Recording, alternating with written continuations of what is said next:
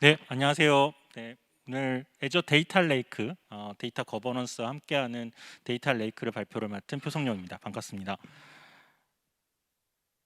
저는 제 소개를 간략히 드리면 아이스 브레이킹 차원에서 결혼하신 분들은 동감하시겠지만 제 사진을 찾으라고 했더니 결혼하고 나서는 와이프랑 딸 사진밖에 없더라고요. 그래서 2007년도에 MS 입사했을 때 찍은 사진이고요. 저는 클라우드에서 솔루션 아키텍트로 7년 정도 근무를 하고 있고 현재는 기술 영업을 하고 있습니다. 그래서 SK를 담당하고 있습니다. 그래서 여기 계신 분들 중에 오늘 세션이 부족하거나 좀 더 궁금하거나 필요한 내용이 있으시면 끝나고 세션 끝나고 오셔서 명함을 주시거나 연락처를 알려주시면 제가 바로 일정을 잡고 찾아가서 좀 더 디테일하고 그 다음에 레퍼런스 사례라든가 이런 세션들을 진행을 할 수가 있습니다. 그래서 혹시 오늘 세션에서 부족한 부분 40분이나 50분 내에 제가 모든 걸 설명할 수 없기 때문에 키 서비스만 설명을 드릴 텐데요. 그 서비스 설명을 듣다가 궁금하신 점이 있으면 언제든지 끝나고 잠깐 찾아오시면 제가 직접 방문을 하도록 하겠습니다. 어, 데이터 레이크 베스트 레퍼런스 아키텍처라고 해서 이 한 장에서 오늘 세션의 모든 내용을 담고 있습니다. 보시는 것처럼 저희가 데이터 레이크라고 얘기를 하는 이 프로젝트를 보통을 진행을 하면 우선 데이터 레이크가 무엇인지부터 알아야겠죠. 데이터 레이크, 그러니까 데이터 호수라고 보통 표현을 합니다. 그래서 기존에는 이 데이터 레이크라는 것이 데이터 웨어하우스나 이제 정형 데이터 RDBMS가 자리를 잡고 있었는데 이제는 오브젝트 스토리지, 클라우드에서 오브젝트 스토리지로 넘어오면서 클라우드의 서비스들을 가져올 수 있는 데이터 레이크, 그러니까 저희는 애저 데이터 레이크 스토리지 젠2라는 스토리지에 모든 데이터를 저장을 하는 것이 목표로 하는 것을 이제 데이터 레이크라고 얘기를 합니다. 우선은 데이터 레이크라고 저희가 얘기를 할 때 왜 데이터 레이크 계속 강조를 하는데 데이터 레이크는 저희는 데이터 그래비티라고 표현을 합니다. 데이터 중력이라고도 표현을 하는데 이 데이터 그래비티라고 클라우드 벤더는 왜 데이터 그래비티라고 이렇게 강조를 하면서 데이터 레이크를 강조를 할까요? 클라우드 벤더, 그러니까 CSP 이 벤더에서는 어떤 이점이 있을까요? 데이터 그래비티 뭘 땡겨올까요? 혹시 대답 가능하신 분? 어서 얼핏 답이 나왔는데 돈입니다. 돈을 땡겨온다는 거죠. 저희 입장에서는 돈을 땡겨오는 거고 그만큼 그래비티는 데이터를 가져옴과 동시에 모든 서비스가 올라가게 됩니다. 시작은 데이터 레이크라는 스토리지 서비스지만 실제로는 뒷단에 보여지는 여러 가지 서비스, 머신러닝이라든가 빅데이터 분석, 시각화, 파워 BI, 앞서 파워 플랫폼 세션에도 발표를 했습니다만 BI 솔루션 이런 것들을 가져가는 것이 실제 데이터 레이크의 핵심 서비스고요. 앞서서 저희가 AI 얘기할 때 키 서비스라고 얘기를 하면서 키 포인트라고 얘기를 하면서 얘기했던 게 오토메이션이었죠. 이 데이터 레이크의 가장 키는 사실 오토메이션입니다. 이 데이터를 저장하는 것뿐만 아니라 사실은 오토메이션, 그러니까 즉 데이터를 저장을 함과 동시에 처리 과정 모든 것이 오토메이션으로 자동화된다라는 것이 이 데이터 레이크의 핵심이고요. 이 데이터 레이크를 쉽게 이해를 하시려면 세 가지만 이해를 오늘 가져가시면 됩니다. 세 가지로 크게 나누는데 첫 번째가 데이터 인제스션, 두 번째가 데이터 스토어, 세 번째가 데이터 큐레이션, 이 3단계로 나눠집니다. 이 모든 거는 이 세 단계로 나눠진다라고 보시면 되고 그 중에 이제 두 번째인 데이터 스토어부터 잠깐 보면 이 데이터 스토어는 말 그대로 저장입니다. 그래서 오브젝트 스토리지, 클라우드에 있는 스토리지의 장점이 뭐죠? 스케일 아웃, 소위 말하면 스케일 아웃이 무제한으로 된다는 거고 예전에는 스케일 업이나 다운으로 표현한다라고 하면 클라우드에서는 스케일 아웃과 인으로 표현할 정도로 무제한의 데이터를 저장할 수 있다라는 거고 또 하나는 저희가 고가형성 HA라고 얘기를 하죠. 이 고가형성이 클라우드의 서비스의 가장 기본인데 데이터 레이크 스토리지 서비스를 사용하면 세벌 복제가 기본적으로 제공이 됩니다. 그렇기 때문에 고가형성 쉽게 말하면 렉이나 클러스터링에 분리가 돼서 세벌 복제가 되기 때문에 고가형성을 저희가 고민할 필요 없다는 거죠. 하지만 데이터 센터에 장애가 발생을 하게 되면 이번에 큰 장애가 있었죠. 이 카카오톡 장애 같은 이런 사례를 보면 데이터 센터가 무너지면 이 데이터 레이크라는 스토리지 서비스도 무너지게 됩니다. 그렇지만 저희는 ZRS, 그다음에 GRS라는 HA 옵션을 가지고 있습니다. 그래서 ZRS는 쉽게 말하면 존 리던던트, 존으로 고가형성을 보장을 할 수도 있고요. 그다음에 GRS, 페어드 리전이라고 해서 마이크로소프트 애저의 특장점 중에 하나인 서울 리전과 부산 리전으로 페어드 리전으로 구성이 되어 있습니다. 이 페어드 리전으로 구성이 되어 있기 때문에 서울과 부산으로 분산해서 고가형성을 보장할 수 있는 방법을 저희가 고가형성을 제공을 하기 때문에 사실상 고가형성과 퍼포먼스와 오토스케일 관련된 모든 것들을 한 방에 끝낼 수 있는 게 애저 데이터 레이크 스토리 젠2라고 보시면 될 것 같습니다. 데이터 스토어고요. 그러면 데이터 스토어에서 저장을 하고 나서 한다라고 했을 때 그 다음 저장을 해야 되기 때문에 뭘 해야 될까요? 데이터를 인제스션을 해야 되겠죠. 인제스션은 뭐냐면 어떻게 클라우드, 그러니까 데이터 레이크에 저장을 할 수 있을까를 고민하는 겁니다. 그게 첫 번째 데이터 인제스션이라고 표현을 하는 건데요. 이 데이터 인제스션에 보면 데이터 원천 소스가 있겠죠. 원천 소스가 RDBMS도 있을 거고, 오라클 데이터도 있을 거고, RTDB 데이터도 있을 겁니다. 그래서 SK 이노베이션 에너지의 RTDB 데이터를 클라우드로 가져온다라고 했을 때 어떻게 가져올 것이냐, 이런 것들을 고민하는 것이 데이터 인제스션인데, 첫 번째로 소개해드릴 거는 애저 데이터 팩토리라는 ETL 서비스입니다. 저희 ELT나 ETL 서비스는 다 들어보셨죠. 요즘은 ELT보다 ETL을 많이 선호를 하는데요. 대부분 ETL 서비스를 사용을 하죠. 그게 첫 번째 데이터 팩토리고요. 이 데이터 팩토리는 이따 데모 때 제가 다시 자세히 보여드리도록 하겠습니다. 그리고 스트리밍 데이터가 있을 수 있겠죠. 스트리밍 데이터 같은 경우는 저희가 어떻게 일반적으로 받았죠? 카프카를 사용해서 받는데 저희 매니지드 서비스인 이벤트 허브를 통해서 받아올 수가 있습니다. 그리고 IoT 센서 데이터는 IoT 허브를 통해서 받아올 수가 있고요.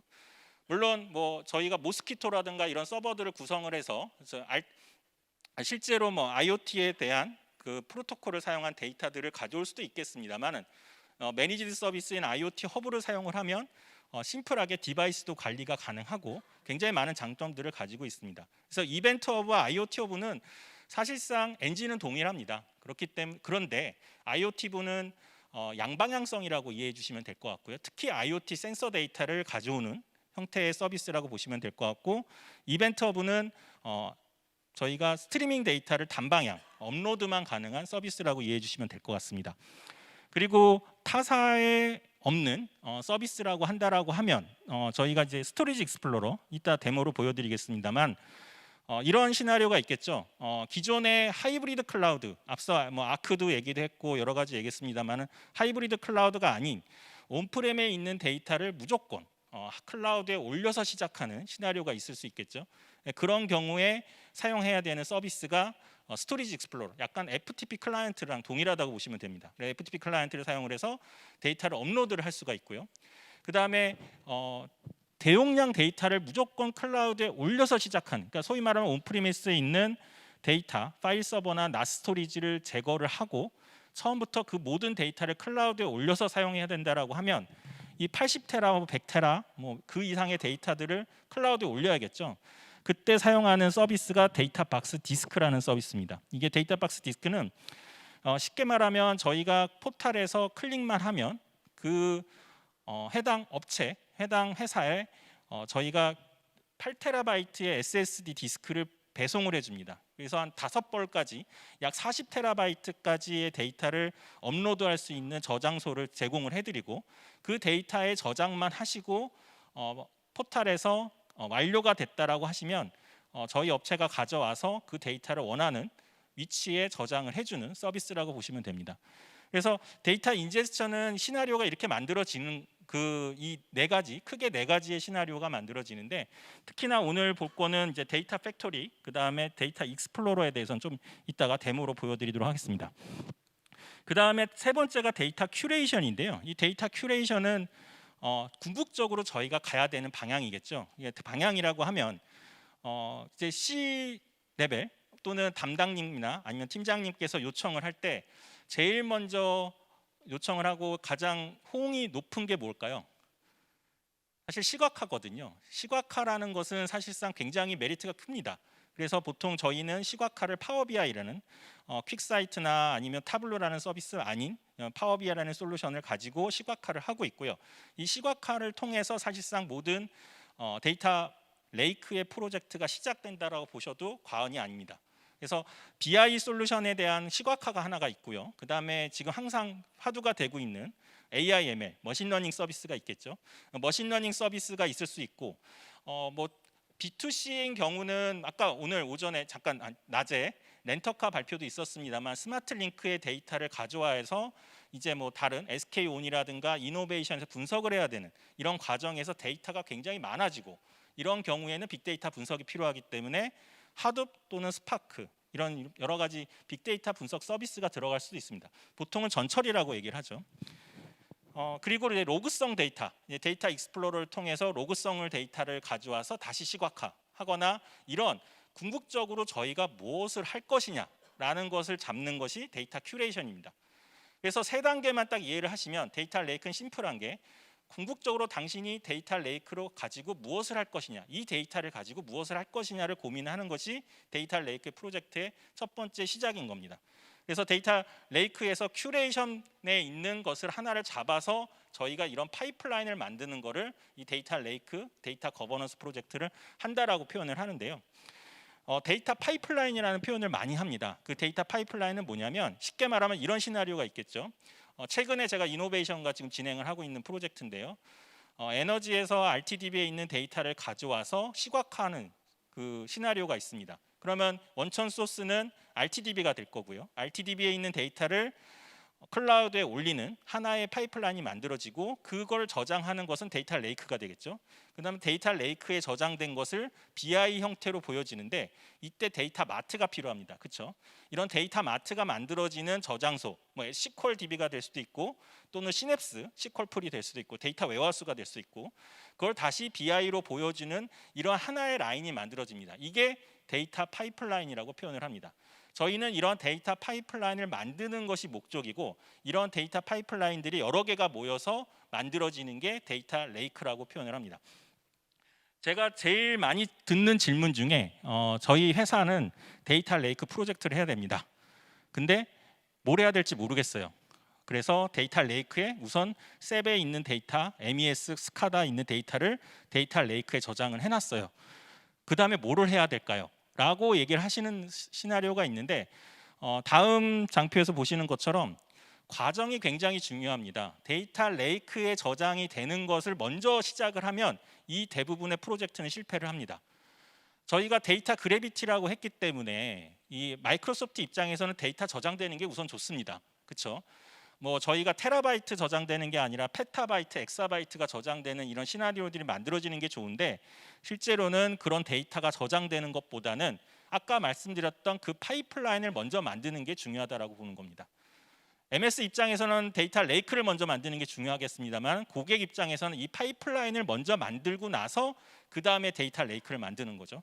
그래서 보시는 것처럼 첫 번째 고객하고 저희가 데이터 레이크라는 프로젝트를 실제 리얼라이즈 하기 위해서 시작하는 거는 이 데이터 파이프라인을 먼저 찾는 겁니다. 아까 말씀드린 것처럼 시각화, 뭐 BI를 만들겠다 뭐 이런 것들을 시작을 해서 저희가 워크숍을 통해서 POC를 통해서 어떤 BI, 엑셀에서 돼 있는 데이터를 가져와도 되고요. 그런 데이터로 시각화하는 것부터 시작해서 하나의 파이프라인을 만드는 걸 시작을 하고요. 그러면 저희가 표준 아키텍처, 앞서 보였던 그 레퍼런스 아키텍처의 파이프라인에 필요한 서비스, 그 다음에 어떤 아까 말씀드렸던 강조했던 데이터 인제스션, 데이터 스토어, 데이터 큐레이션에 필요한 서비스들에 대한 표준 아키텍처를 만들어 드립니다. 표준 아키텍처를 만들고 나면 앞으로 추가되는 데이터 파이프라인은 데이터 레이크의 필수 서비스로 추가가 되고 쉽게 말하면 머신러닝 서비스가 기존에 없었다라고 하면 머신러닝 서비스를 추가를 해서 MLOps, 이노베이션 같은 경우는 MLOps로 구성을 해서 실제 지금 DS 플랫폼이라는 서비스를 하고 있죠. 굉장히 크게 하고 있는 이런 시나리오들을 만들어서 붙여나가는 과정을 거칩니다. 그런데 이제 마지막으로 저희가 이제 문제가 생기는 게 보안입니다. 결국엔 보안이라는 문제가 생기기 때문에 결국엔 저희가 다시 거버넌스로 돌아가게 됩니다. 그래서 저희가 이 시나리오들을 거쳐가면서 만들어지는 게 데이터 거버넌스고요. 보통은 이렇게 생각을 하시죠. 처음부터 데이터 거버넌스를 만들고 시작하면 안 되겠냐라고 라고 얘기를 하시는데 사실 보안팀이 이 모든 시나리오들을 검토를 해주질 않습니다. 현업에서는요. 당연히 느끼시겠지만. 그렇기 때문에 애저 거버넌스, 데이터 거버넌스 이게 다 하나에 뭉뚱그려서 보안이라는 부분으로 붙이기 때문에 데이터 거버넌스는 사실상 데이터 파이프라인 만드는 첫 번째 단계부터 고민이 돼서 어느 정도의 서비스가 완성이 되고 실제 파이프라인들이 구성이 돼서 동작을 했을 때 데이터 거버넌스가 완료가 되는 과정을 거치게 됩니다. 그래서 키 서비스들을 6가지 정도로 잡아보면 사실 이제 타사와 대비 저희가 가지고 있는 서비스들만 여기다 모아둔다라고 하면 그 중에 하나가 이제 데이터 팩토리, 그 다음에 퍼뷰. 퍼뷰는 저희가 ETL 서비스인 뭐 글루나 아테나에 대한 모든 서비스를 가지고 있는 종합적인 거버넌스 서비스라고 보시면 될 것 같습니다. 데이터 애저 퍼뷰, 그러니까 데이터 팩토리와 퍼뷰가 합쳐서 ETL과 거버넌스를 만들게 되고요. 이 거버넌스를 통해서 저희 애저 팔럿이라든가 애저 거버넌스가 가지고 있는 보안 정책들을 합치게 되면 데이터 거버넌스가 만들어지게 됩니다. 자, 그러면 지금까지 이렇게 뭐 너무 쉬워 보이지만 궁극적으로 저는 이런 생각이 듭니다.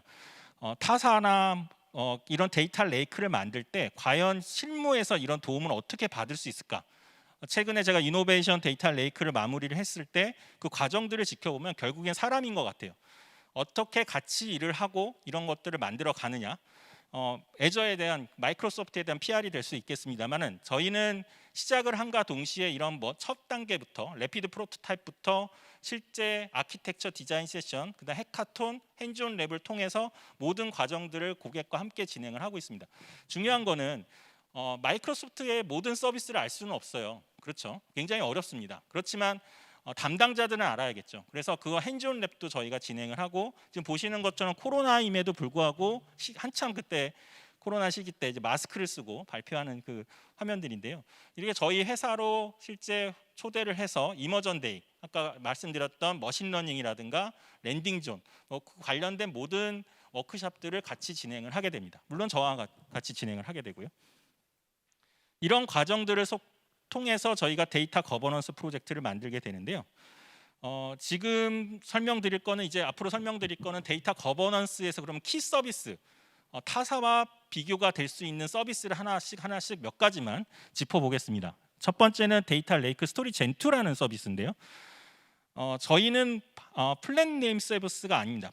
플랫이라는 건 뭐냐면 하이어키컬 네임 스페이스를 지원을 한다는 건데 얘를 계층적 네임 스페이스를 지원한다는 건 뭐냐면 빅데이터 분석에서 필요한 게 저희가 폴더를 만들고 디렉토리를 만들고 하이 구정들을 만들게 되면 이걸 검색을 하는데 사실 플랫 네임 스페이스 같은 경우는 굉장히 검색 속도가 느리게 됩니다. 근데 하이어키컬 네임 스페이스를 지원한다는 거는 DW에 특화된 또는 빅데이터 분석에 특화된 서비스라는 거죠. 그래서 저희는 서비스가 애저 블랍 스토리지가 아닌 애저 데이터 레이크 스토리지 젠2라는 서비스로 따로 제공을 하고 있습니다. 그 다음에 스토리지 익스플로러라는 서비스인데요. 이건 뭐 아시는 분들도 아시고 모르시는 분들도 많이 있어서 잠깐 짚고 넘어가면 사실 클라우드를 데이터를 가져오시는 분들, 데이터를 수집하시는 분들은 클라우드를 모르시는 분들이 많습니다. 그걸 다 알아야 될 수도 없고 그러면 쉽게 데이터를 어딘가 올려줘야 되는데 첫 번째 문제가 되는 게 애저 포탈에 로그인을 하셔서 포탈에서 그걸 모든 작업을 해야 된다는 거죠. 근데 저희는 스토리지 익스플로러라는 클라이언트 툴을 따로 제공을 합니다. 그래서 FTP 클라이언트는 다 쓰실 수 있으니까 특정 폴더에 올리시기만 하세요, 업로드만 하세요라는 가이드를 주면 이런 작업들을 쉽게 진행할 수 있는 또 다른 툴을 제공을 합니다. 물론 당연히 오토메이션도 제공할 수 있는 에이지카피라는 유틸리티도 제공을 하기 때문에 그걸 사용을 하게 되면 굉장히 쉽게 오토메이션을 구성을 할 수가 있고요. 그 다음에 이제 인제스션에서 제가 ETL을 강조했는데 이 데이터 팩토리라는 서비스입니다. 사실 제가 뭐 타사 경험도 있지만 솔루션 아키텍트로서 경험이 있지만 이 데이터 팩토리만한 서비스는 없는 것 같아요. 굉장히 강력한 기능의 서비스를 가지고 있고요. 쉽게 말하면 마이크로소프트가 지향하는 거는 추상화입니다. 추상화와 편의성인데 이 편의성이랑 추상화에 대한 모든 것을 집약해 놓은 게 저는 데이터 팩토리라고 생각합니다.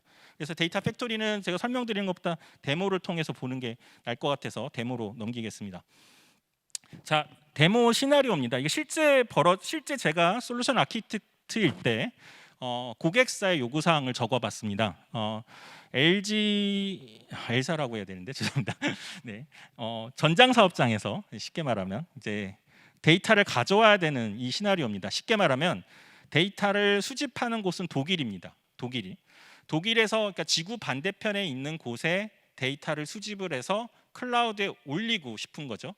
기존에는 어떻게 했냐면 전장 사업장에서 데이터를 가져오려면 뭐 신호등이라든가 이런 거를 동영상을 다 찍어서 가져와야 되는데 그 데이터들을 하드디스크에 저장을 해서 비행기에 보낸 다음에 그걸 택배로 받아오는 거죠. 비행기로 지구 반대편에 있는 거를. 이게 온프리미스 시절에는 클라우드를 사용하기 전에는 이런 에지이즈 환경을 가지고 데이터를 가져왔는데 문제가 되는 거는 데이터가 소실이 됩니다. 예를 들면 비행기에서 항공편에서 잃어버리기도 하고 데이터가 깨지기도 하고 이런 문제가 있었기 때문에 우선 첫 번째 요건은 독일에 있는 데이터를 가져와야 된다라는 거고요. 이 데이터를 가져와서 한국에서 분석을 해야 되는데 이 한국에서 분석하는 시나리오는 쉽게 말하면 원천 소스, 그러니까 독일에서 업로드한 데이터는 저장이 되는 순간 저희 비용이 발생을 하잖아요.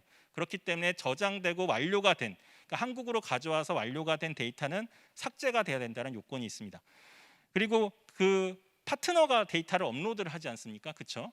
파트너가 데이터를 업로드를 하는데 이 뭐 헬라라든가 독일 업체들이 저희가 시모어라든가 이런 업체들이 데이터를 수집을 하는데 이 데이터의 보안을 위해서 한 달간 기간을 지정해 놓고 특정 위치에 특정 파트너만 업로드할 수 있는 이런 보안 정책들이 같이 적용이 돼야 된다는 거죠. 그리고 저희가 아카이빙 5년 이상 데이터를 보관을 해야 되기 때문에 한국으로 가져와서 분석한 데이터들은 무조건 저희 쿨 스토리지 또는 콜드 스토리지에 저장을 해야 된다는 요건을 가지고 있습니다. 그리고 당연히 머신러닝 분석을 위해서 마트를 위해서 뭐 에디레 젠2에 저장이 돼야 되고요. 당연히 보안이 필요하겠죠. 그래서 접근성, 저희가 보통 얘기하는 프라이빗 엔드포인트라는 시나리오가 같이 들어가게 됩니다. 자, 아키텍처를 잠깐 보시면 이런 아키텍처가 만들어지고요. 사실상 이게 결국엔 데이터 파이프라인의 시작인 겁니다. 그렇죠? 데이터 파이프라인, 그러니까 궁극적으로 이들이 하고자 하는 엔드포인트에서 하고자 하는 것은 머신러닝 분석입니다. 근데 이때 당시에 머신러닝 분석은 온프리미스에서 했기 때문에 사실상 그 분석에는 사실 파이프라인은 데이터 가져오는 데이터 트랜스퍼 기능만 가지고 있고요. 보시는 것처럼 왼쪽에 독일 파트너 업체가 사스키라는 저희가 제공하는 임시키라는 액세스 키가 아니죠. 스토리지 어카운트 키가 아닌 키를 그 사스키를 통해서 로그인을 하게 되면 이 로그인 사스키 같은 경우는 저 많이들 아시겠지만 최근에 뭐 기대 뭐 액세스 키, 스토리지 어카운트 키라든가 스토리 액세스 키를 잘못 올려서 보안 사고가 발생을 하죠.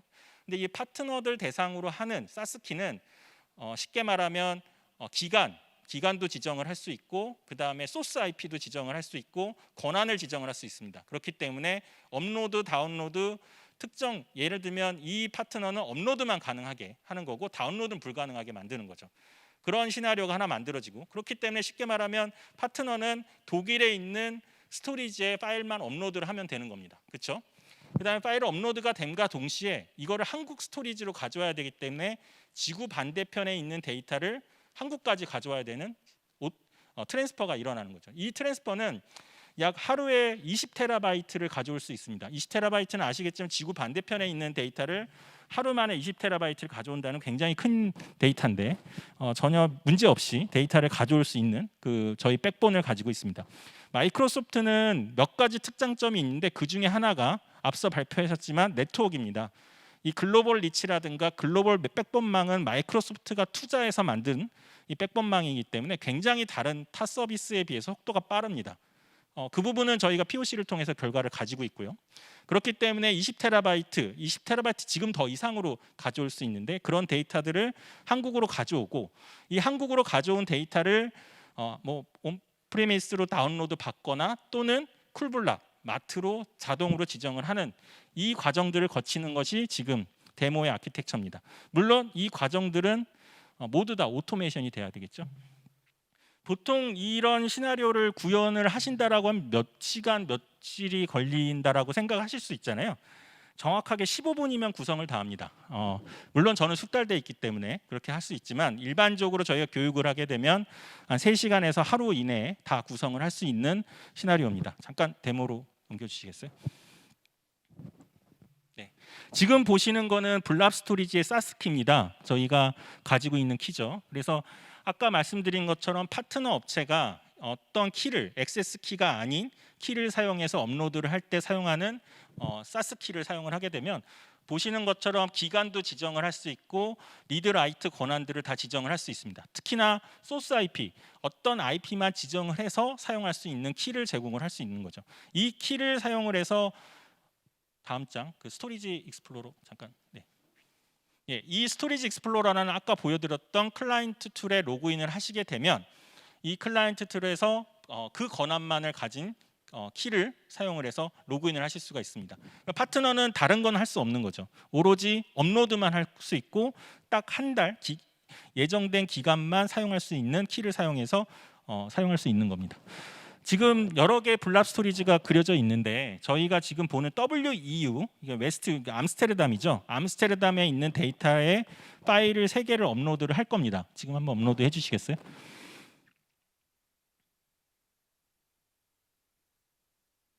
네, 그러니까 굉장히 심플하죠. 파트너는 방금 보신 것처럼 드래그 앤 드랍만 하시면 파일 업로드가 끝난 겁니다. 그럼 파트너는 더 이상 할 것도 없고 또 하나는 무엇보다 이거를 관리하시는 분도 더 이상 아무것도 할 게 없습니다. 단지 데이터가 잘 저장이 돼 있느냐만 확인하면 되는데 그 애저 데이터 팩토리 잠깐 보여주시죠. 지금 보시는 것처럼 이 애저 데이터 팩토리는 저희가 UI성으로 다 구성이 되어 있는데 저게 하나의 파이프라인입니다. 하나하나가 파이프라인인데 이게 액티비티라고 표현하는 건데 지금 보시는 것처럼 copy data from WU to KRC라고 돼 있죠. 이 액티비티는 뭐냐면 웨스트 유럽에 있는 데이터를 한국으로 가져오는 액티비티입니다. 근데 이 액티비티를 만드는 게 너무 쉽습니다. 왜냐? 데이터셋이라는 것만 왼쪽에 만들어주면 아까 서유럽에 있는 데이터가 무엇이고 그다음 타겟 데이터가 뭔지만 지정을 해주면 이 액티비티가 수행을 하면서 카피를 수행을 하는 거죠. 카피를 수행을 하고 위에 있는 카피 데이터 from hot to cool, 그러니까 핫에 있는 데이터를 쿨로 저장하는 액티비티가 수행이 되고 또 하나 동시에 핫에 있는 거를 에이드레센트 마트에 저장하는 그 플로우를 진행을 자동으로 하게 됩니다. 그리고 마지막에 이 두 가지가 모두 엔드 조건으로 끝났을 때는 딜리트 컴플리트 데이터라고 해서 쉽게 말하면 앞에 서유럽에서 업로드가 완료된 데이터들은 삭제를 해주는 거죠. 그럼 저희가 분명히 방금 업로드를 했으니까 모니터로 잠깐 들어가 보시죠. 이 애저 데이터 팩토리의 장점은 또 모니터링이 가능하다는 겁니다. 이거를 구현을 한다라고 했을 때는 저 머릿속에 떠오르시겠지만 서벌리스, 람다라든가 애저 펑션으로 다 구현을 해서 모니터를 만들고 해야 되겠습니다만 이 몇 가지 작업만을 끝내면 이렇게 보시는 것처럼 모니터링이 다 가능하고 어떤 에러가 났는지도 확인을 할 수 있고요. 여기에 추가적으로 로지갭이라는 서비스를 붙이게 되면 오류가 났을 때 이 문제가 난 로그에 대해서는 메일로 담당자한테 보내줄 수 있는 서비스도 구성을 할 수가 있습니다. 그러니까 오토메이션이 된다는 거죠. 그래서 실제 데이터를 지금 저희 시간으로 보면은 지금 완료가 된 것 같은데요. 스토리지 익스플로러 잠깐 가보시죠. 네, 삭제가 됐죠. 그러니까 완료가 된 데이터는 삭제가 됐고요. 그 다음에 그 한국 데이터 센터 핫블럽으로 가시면 네, 카피가 돼 있죠. 지금 저희가 한 화면으로 보고 있습니다만은 실제는 이게 내부적으로 어떻게 일어났냐면 암스테르담에 있는 데이터를 한국으로 가져온 겁니다. 그렇죠? 그 다음에 이걸 동시에 위에 보시면 데이터 레이크와 그다음에 쿨블락까지도 완벽하게 카피가 돼 있는 걸 보실 수 있습니다. 다 카피가 돼 있죠.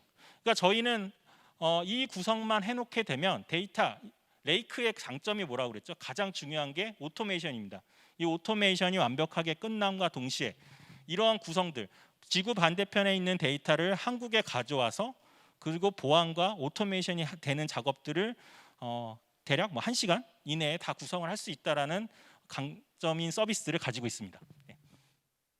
다시 넘어올게요. 네. 화면 네. 네, 앞서서 인제스션을 봤다라고 하면 저희가 빅데이터 분석을 뺄 수는 없겠죠. 빅데이터 분석을 잠깐 설명을 드리면 솔직히 말씀드리면 하둡 에코시스템은 이제 거의 사라졌습니다. 그렇죠? 거의 다 대부분 스팍으로 넘어오는 시기죠. 뭐 하둡 에코시스템 하시는 분들도 있겠지만 대부분 요즘은 스팍이 대세입니다. 하지만 솔직히 말씀드린 마이크로소프트는 하도 굉장히 약합니다. 그래서 스팍에 투자를 하고 있고요. 그렇지만 여전히 스팍에 대한 그 타사에 대비 저희가 단점을 많이 가지고 있습니다.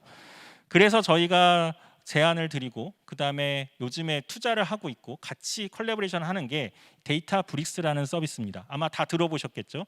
북미에서는 60에서 70% 이상이 데이터 브릭스로 스팍으로 구성을 하고 있다라고 합니다.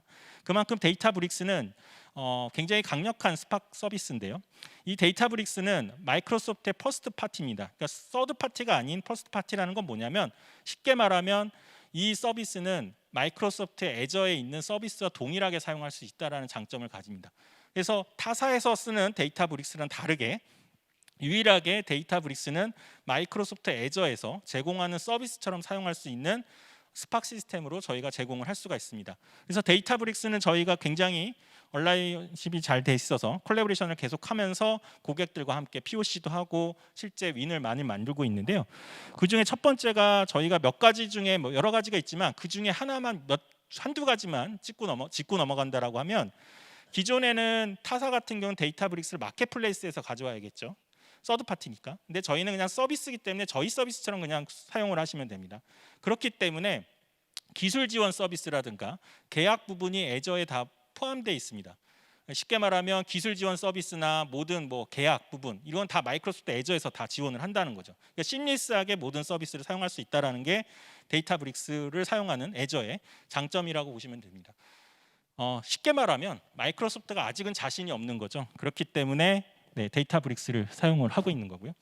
제가 시간을 짧게 5분 정도만 더 3, 4분 정도만 쓰겠습니다. 그래서 그럼 시각화 부분을 잠깐 얘기를 하면 BI라는 솔루션을 얘기를 하는데 제가 짚고 넘어가고 싶은 부분은 이 BI는 쉽게 말하면 쉽다라는 겁니다. 다른 타사 솔루션과 다르게 아까 파워 플랫폼 얘기를 했었죠. 저희가 강조하는 게 시티즌 디벨로퍼라고 표현을 합니다. 그러니까 파워포인트, 엑셀 사용하시는 것처럼 사용하셔서 실제 이런 BI 대시보드를 만들 수 있게끔 하는 것이 저희의 강점이고 저희가 가고자 하는 방향이라고 보시면 될 것 같습니다. 머신러닝 스튜디오는 뭐 다 아시니까 ML 스튜디오에 대한 장점은 제가 데모 한 장으로 잠깐 그 부분만 보여드리고 마무리하도록 하겠습니다. 잠깐 데모로 잠깐 넘겨주시겠어요? 저희가 ML 스튜디오의 장점을 항상 그 고객사, 특히 이노베이션의 DS 플랫폼을 만들면서 가장 하이라이트 받았던 게 이 화면인데요. 저희가 파이썬 뭐 다 주피터 노트북 사용을 하시죠. 머신러닝 하시는 분들은 이 노트북을 사용하시고 파이썬 코드를 만드시는데 보시는 것처럼 리그레션, 클래시피케이션 이 두 가지 중에 하나일 겁니다. 근데 이 리그레션을 하게 되면 뭐 원하는 게 다 똑같죠. 트레이닝 데이터와 테스트 데이터를 나누고 그걸 다시 미싱 데이터를 추가하거나 다시 그거를 트레이닝을 위해서 어떤 알고리즘을 선택을 하고 이런 작업들의 코딩들을 저희가 파이썬으로 구성을 하게 됩니다. 이 보시는 것처럼 저희는 UI 형태로 끌어다 놓기만 하면 이 디자이너 툴을 사용을 해서 끌어다 놓기만 하면 코드 없이 구성이 가능합니다. 이 오토메이티드라는 그것과 동일하게 같이 함께 저희가 장점으로 많이들 얘기하는 게 이 디자이너라는 기능인데요. 머신러닝 스튜디오는 기본적인 기술만, 기본적인 학습만 하실 수 있는 난리지를 가지고 있으면 소위 말하면 시티즌 데이터 사이언티스트라는 것을 지향하고 있기 때문에 잘 모르시더라도 이런 머신러닝을 구성을 할 수 있다는 장점을 가지고 있습니다.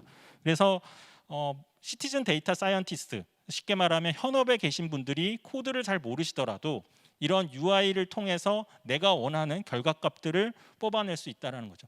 그래서 6시간에서 이틀 정도 교육을 저희가 데이터 사이언티스트 교육을 하고 이 디자이너 툴에 대한 학습을 하시게 되면 전혀 모르시는 분들도 사실상 머신러닝을 사용할 수 있게끔 만들어 드립니다. 제 발표는 여기까지 진행을 하겠습니다. 네, 데이터 레이크 관련된 3가지 잘 기억하시는지 모르겠습니다. 발표해 주신 표성용님께 다시 한번 큰 박수 부탁드립니다.